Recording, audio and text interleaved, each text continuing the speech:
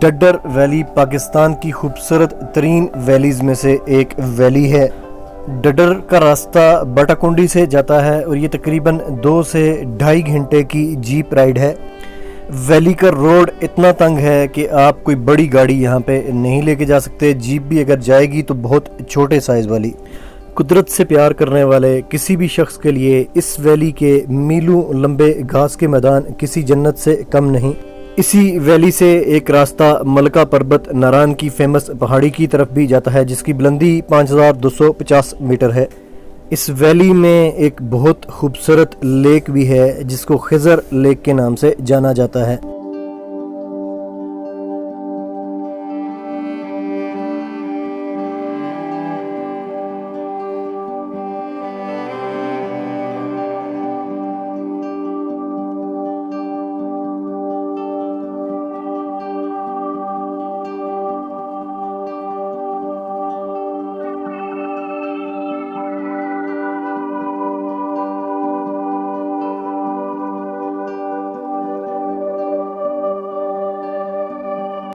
डड्डर valley नारान में अभी उस तरह एक्सप्लोर नहीं हो सकी। बहुत कम लोग इस वैली के बारे में जानते हैं।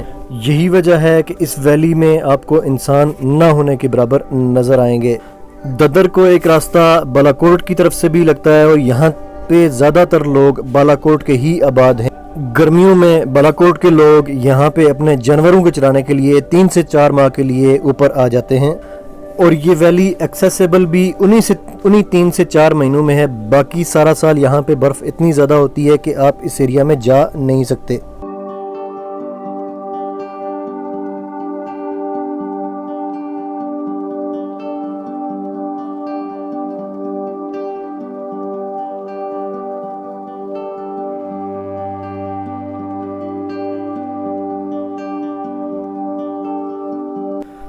डड्डर पानी की दौलत से माला माल है। यहाँ पे आपको जगह जगह पे छोटे छोटे नाले नज़र आएंगे और यहाँ पे जो बकरवाल हैं या खाना बदोश लोग हैं, उन्होंने अपनी मदद आप के तहत इन नालों पे लकड़ी के छोटे छोटे पुल बनाए हुए हैं।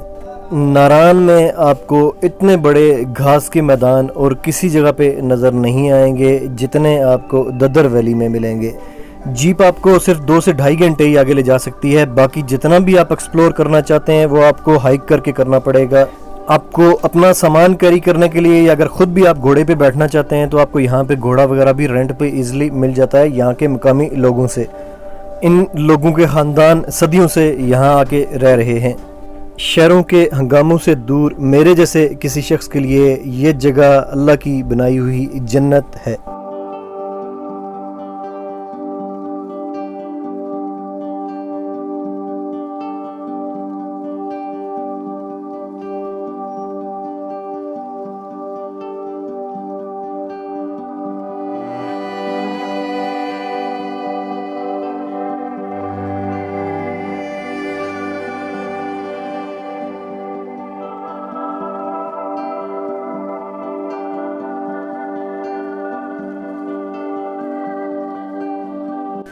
नीलम वैली की तरह इस एरिया में भी बहुत ज़्यादा सुर्ख फूल हैं जिनको मासलून कहा जाता है। आप में से जो लोग रत्ती गली लेक गए हुए हैं वो इन फूलों को अच्छी तरह जानते होंगे क्योंकि रत्ती गली का नाम ही इन्हीं फूलों की वजह से रत्ती गली पड़ा है। इस वैली में आपको कैंपिंग के लिए कोई मसला नहीं होगा। आप जहां चाहे जैसे चाहे अपनी मर्ज़ी की जगह पे कैंपिंग कर सकते हैं। इसके लिए आपको कोई चार्जेस नहीं देने पड़ेंगे।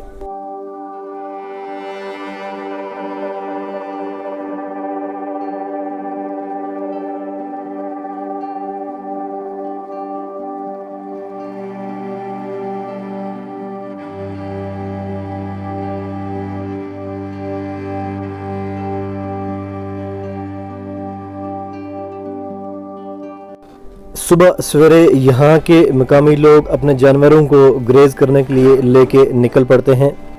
आप इन लोगों से दुम्बा वगैरह अगर ख़रीदना चाहें तो ख़रीद भी सकते हैं या आपको काट के बना के भी दे देंगे। इसके अलावा यहाँ पे इन लोगों से आपको दही, दूध और देसी घी वगैरह भी इजीली मिल जाता है। बाकी खाने पीने का सामान आपको ज़ाहिर है क्योंकि आप एक ऐसी जगह पे जा रहे हैं जो रिमोट है तो आपको ख़ुद अपने साथ कैरी करना पड़ता है। इन लोगों से भी मिल जाता है, लेकिन अच्छा नहीं लगता क्योंकि ये अपनी ज़रूरत के तहत यहाँ पे वो सामान एक लिमिटेड अमाउंट में लाते हैं जिसमें इन्होंने अपने 1 माह या 2 माह गुजारने होते हैं। ज़्यादातर बच्चों की जिम्मेदारी बकरियां और दुम्बे चराना होती है। ये बच्चे पढ़ते कम ही हैं और इसी तरह इनका सारा दिन और सारा वक्त गुजर जाता है।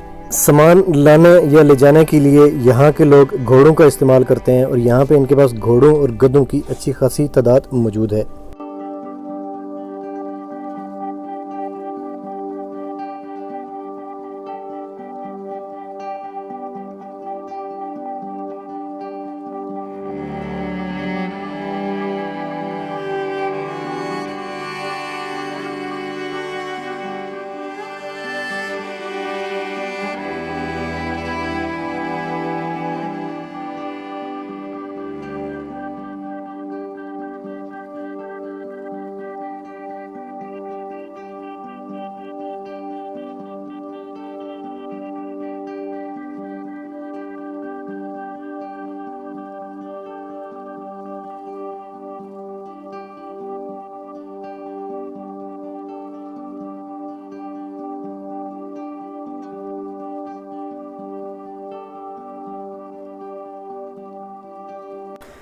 वैली में तकरीबन आधे घंटे की हाइक के बाद मैदान से अगर आप ऊपर की तरफ जाएं तो एक छोटी सी लेक भी है जिसको खिज़र लेक के नाम से जाना जाता है।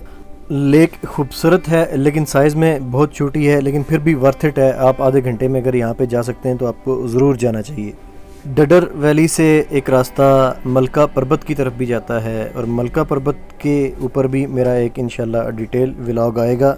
हमारे ग्रुप के 3 मेंबर्स इमरान, शोएब और आरिफ भाई ने ये पीक सक्सेसफुली समिट की। नारान में ये एक मिस्ट्री पीक भी है क्योंकि नारान के लोग सोचते हैं कि ये वाली पहाड़ी सर नहीं की जा सकती, और अगर कोई सर कर भी ले तो ये फिर भी नहीं मानते। ये कहते हैं कि यहाँ पे जिन्नात हैं और इस तरह की कोई सुपर मिस्टीरियस क्रिएचर्स हैं जो कि आपको ऊपर नहीं जाने देती। इससे पहले भी इस पीक को सर किया जा चुका है और अब भी हमारी टीम ने इसको सक्सेसफुली समिट किया है। मैं थोड़े से शॉर्ट्स पीक के भी डाल रहा हूँ बीच में और डिटेल व्लॉग इंशाल्लाह इसका मैं जल्द ही अपलोड करूँगा। अस्सलाम वालेकुम। वीडियो अगर आपको पसंद आई हो तो ज़रूर लाइक कीजिएगा। मलका पर्वत के थोड़े से व्यूज़ आप देखें। मुझे दें इजाज़त। अल्लाह हाफ़िज़।